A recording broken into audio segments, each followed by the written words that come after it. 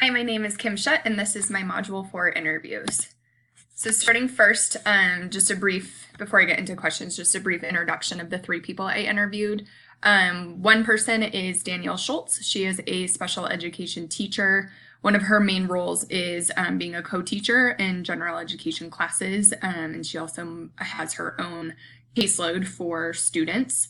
Another person is Liz Rodart. She is a paraprofessional. She has been at our school for 7 years. And the third person I interviewed is Emily Dunn. She is one of our assistant principals, and she has been in her current role for about 5 years, and she was a business teacher before stepping into the role of assistant principal. All three had very similar trends, I feel like, with questions, or with answers. I'll just kind of walk you through each of those, but it was really reassuring to see that they were all on the same page with a lot of their feedback. So with the first question, as far as how are students with special needs identified or placed on IEPs, each person talked about kind of the general process as far as if maybe a general education teacher or parent is concerned, they then can refer them to our MTSS team, which the MTSS team usually makes up a general education teacher, a special education teacher, an administrator, and sometimes a counselor. So once they are referred through this process, they're given multiple interventions. If those interventions that are put into place don't work, then they are referred for an initial special education evaluation. Liz really went into a lot of detail as far as like the testing process. So we have a school psychologist. His name's Dave Wood. He plays a pretty big part as far as evaluating the student and kind of stopping in to classrooms to just kind of evaluate their behaviors within the classroom and kind of social settings. We also have a speech language pathologist, an occupational therapist, and a physical therapist through the testing process. So once the student has gone through those levels, they then have an eligibility meeting, which usually makes up the integrated service or special education team, the parents or guardians who are involved, obviously the student, and then an administrator. One thing Emily mentioned, so she is actually not the exact assistant principal who is in charge of our special education team, but I thought that it would be best to interview her just to kind of see her outside perspective. She did mention too that a lot of times by the time students get to Fort Collins High School, they usually are already on an IEP. Yes, obviously there's still cases that they go through that testing process in the eligibility meeting and they still or they're not on an IEP currently, and then they get placed on an IEP in high school. But I thought it was interesting. She focused a lot on the fact that students usually are already on an IEP by the time they get to high school. So we do have different level also like RTI teams or teachers that collaborate and meet on a pretty frequent basis, basically just to evaluate data and see if they need other intervention strategies before being placed on an IEP. Question 2, as far as what is the most challenging part of your role in regards to special education? Really for Emily, I'll start with her, and this was really similar to a lot of what we read in Module 3. Being a newer assistant principal, she just talked a lot about the lack of experience and just how specific laws and regulations are and how they're constantly changing. So there's a lot of paperwork. There's a lot to just kind of stay on top of it as far as the legal aspect and the legal side of it. And she mentioned too, because she focuses a lot on the activity side and the attendance and just kind of scheduling side of our school. She said that students who are on IEPs are protected or have additional rights. So maybe a student who's on an IEP is really struggling with attendance. Like say if you had a general education student, you could maybe just drop that student from a class roster for non-attendance issues, but you can't do that with students who are on IEPs. So again, there's multiple levels of interventions, and she just said it can be really defeating sometimes to see kind of the same cycle or the same process over and over again. Danielle Schultz, just being a special education teacher, I honestly don't know how they do it, but just talking about her workload. So again, lots of paperwork, lots of meetings, just constant progress monitoring, taking that feedback and analyzing the data. Depending on how many kids are on our caseload, that changes per semester. Just lots of planning, lots of meetings, lots of communication with parents and other teachers. And then with Liz being a paraprofessional, her responses actually kind of made me kind of sad.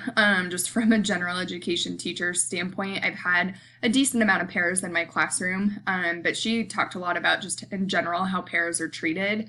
A lot of times she said she feels underappreciated and just seems kind of like they're at the bottom of the totem pole within a classroom, that other students don't really see them as an actual teacher in the classroom, and that a lot of times, depending on the general education teacher she's paired with, she's kind of looked down upon and maybe not used to her full potential.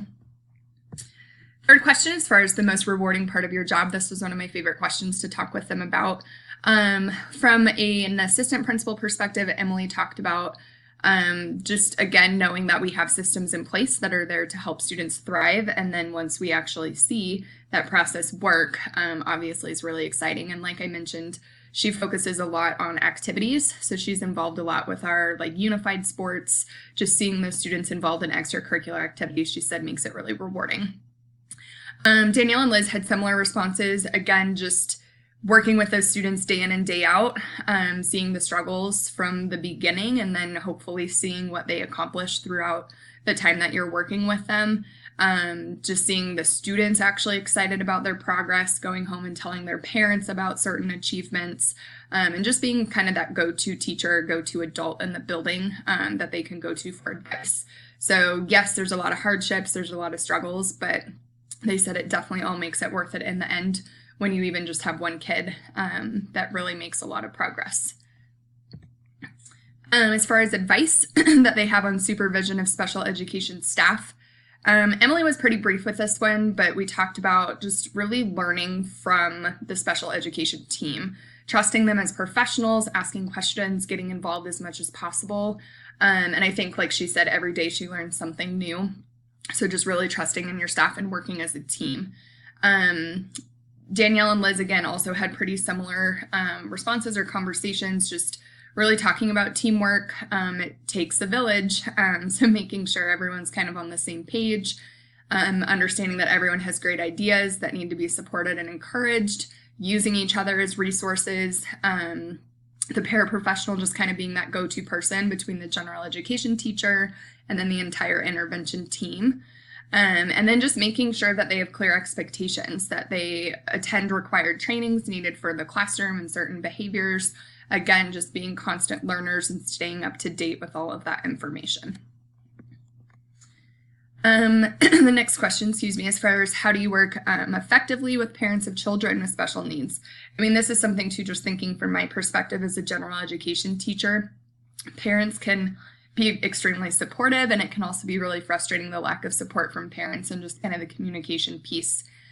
So as far as, again, from the assistant principal side, Emily discussed a lot about, again, just understanding the laws and regulations, staying current on that since it does change so much, making sure that you are attending IEP meetings. Our school district a couple years ago actually went through a lawsuit as far as kind of our IEP meeting system, and that general education teachers weren't staying in the meeting for the duration. So we've had a lot of pushback and we've had a lot of changes in the last year or so with that. So it's still kind of a learning process. Obviously being supportive of parents. Parents know their kids best.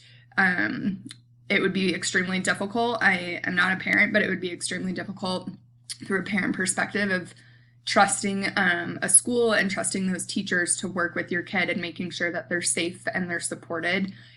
So really, as a special education teacher, as an administrator, as just a paraprofessional or a general education teacher, just knowing that parents need that support as well. So having clear communication, ensuring that their child will succeed every day, and that you ultimately want what is best for them.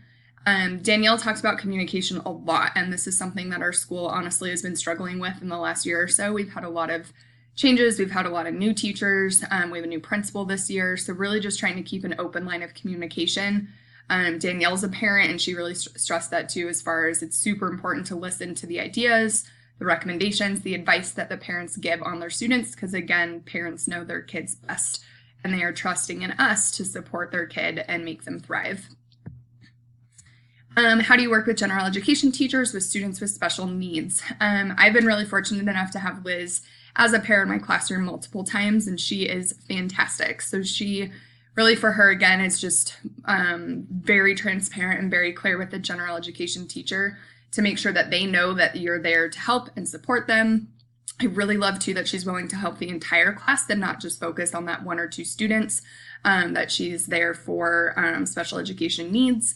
Again, just making sure that it's a team effort. Everyone needs to work together. Danielle, like I mentioned at the beginning, one of her primary roles is being a co-teacher with a general education teacher. I personally have never had this experience before, but my husband teaches a lot of the FC or just lower level classes, so he has a lot of experience with co-teaching, and it's a model that I wish as an elective teacher we were able to have those opportunities more.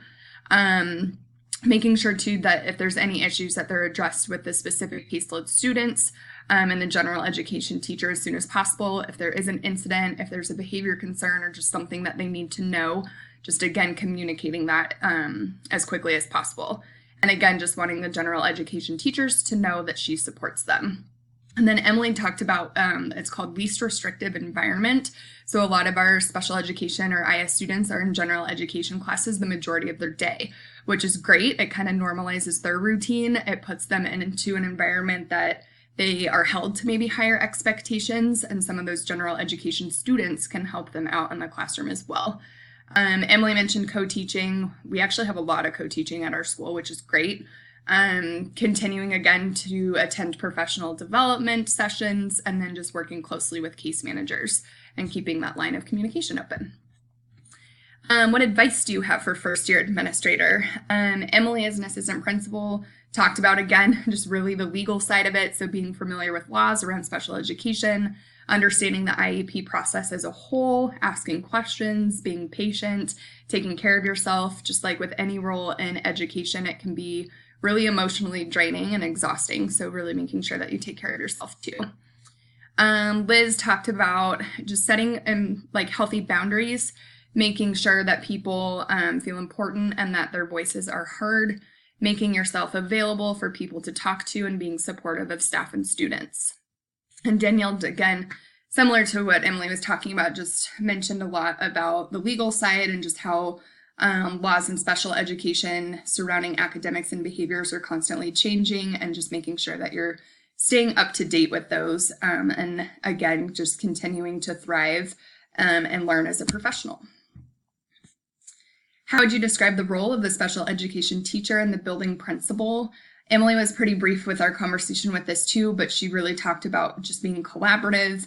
Again, it's a team effort. Communication is key. So she said from an assistant principal viewpoint, she doesn't want any surprises. So if something's not going well in the classroom, or if you have an incident or something that comes up, just making sure that whether it's a general education teacher or a special education teacher, that they're going to her first to kind of problem solve and be ahead of the issues instead of having those surprises. Liz and Danielle again had similar responses. Danielle focused a lot again about just the lack of communication that's been at our school right now, which is obviously really frustrating.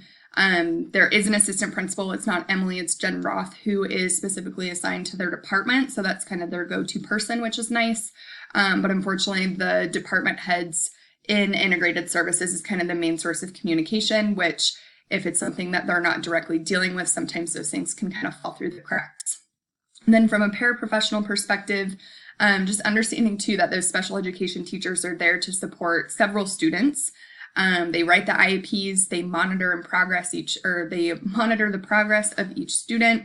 They're kind of that emotional support system, and that the building principal is there to ensure that the school runs smoothly. So hopefully creating a safe environment, make sure that jobs are done correctly. What characteristics do you seek in aspiring administrators regarding special education? Emily talked again about knowledge around the laws, and IEPs are very helpful, but it's not 100% necessary. So just kind of having that hunger to learn and grow as a professional. She thinks it's super important for an administrator to have experience in the classroom, and she fully admitted that this is an area of growth for her and it is not her expertise. Danielle talked about just being supportive, being proactive, again, open lines of communication, knowledgeable about special education, and someone who is caring and understanding. And Liz said, again, just thinking they're there to support the special education program. They're available to listen and do their best to support the needs of teachers. They're willing to learn, trust your special education team, and just knowing that your special education team can come to you if they need anything at all. So that is my presentation. I know I'm running short on time, so thank you for listening.